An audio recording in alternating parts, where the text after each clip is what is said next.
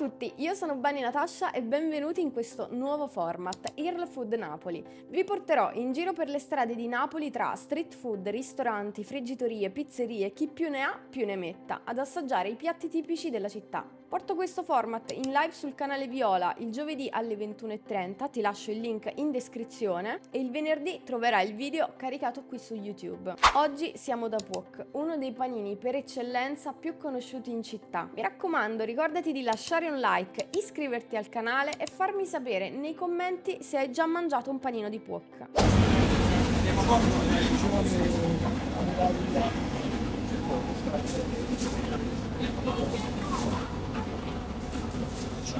Il proprietario del locale studiava tutt'altro. Dopo gli studi ha avuto un brutto incidente in cui ha rischiato la vita e da lì si è reso conto di voler seguire, diciamo, il suo sogno, che non era continuare quello che aveva studiato, ma era poter creare qualcosa di suo.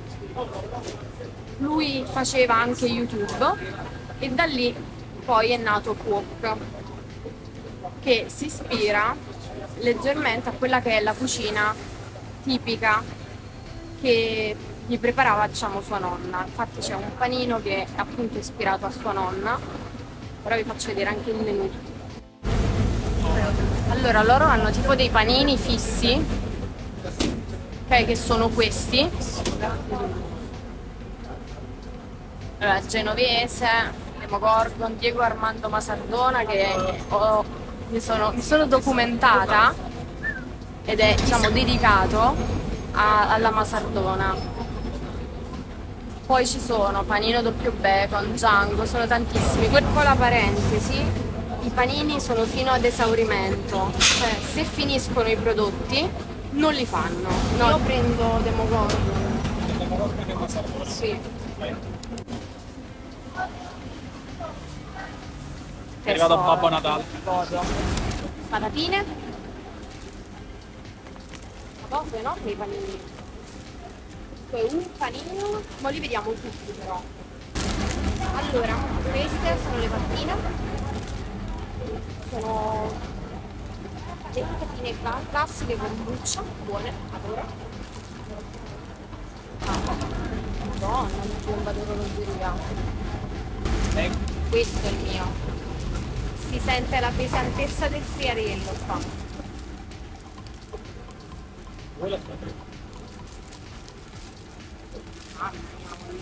Questo è imponente al massimo, a livelli estremi, sono già unta, ho già le mani tutte unte. Quindi il primo assaggio, non so se ti rendi conto dell'interno è tipo qualcosa di estremamente folle.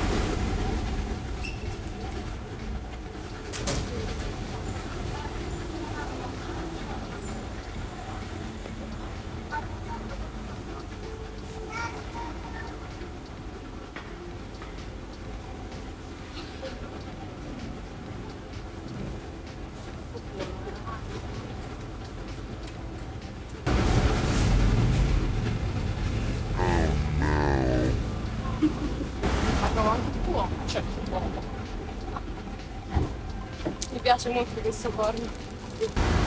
Vai, assaggiamo velocemente.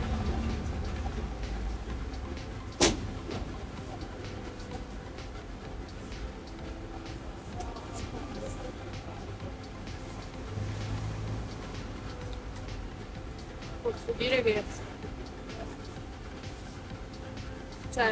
mangi una pizza fritta dentro al panino, buonissimo.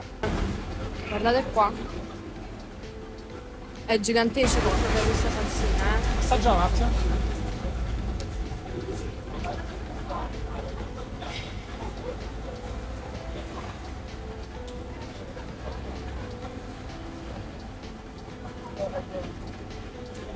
È proprio sa di miele.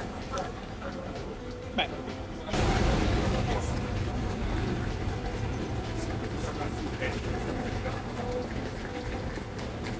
È stato super divertente poter andare in giro e avere anche la compagnia della chat e la compagnia di Santu, che ringrazio per essere stato nel backstage. Piccolo disclaimer prima di passare ai voti finali: io non sono food blogger né ho titoli di studio che mi permettano di poter giudicare effettivamente quello che sto mangiando. Quello che dirò e i voti che darò saranno semplicemente basati sul mio gusto personale e questo format nasce per permettere alle persone di tenermi compagnia e io voglio semplicemente condividere i momenti della mia giornata con voi.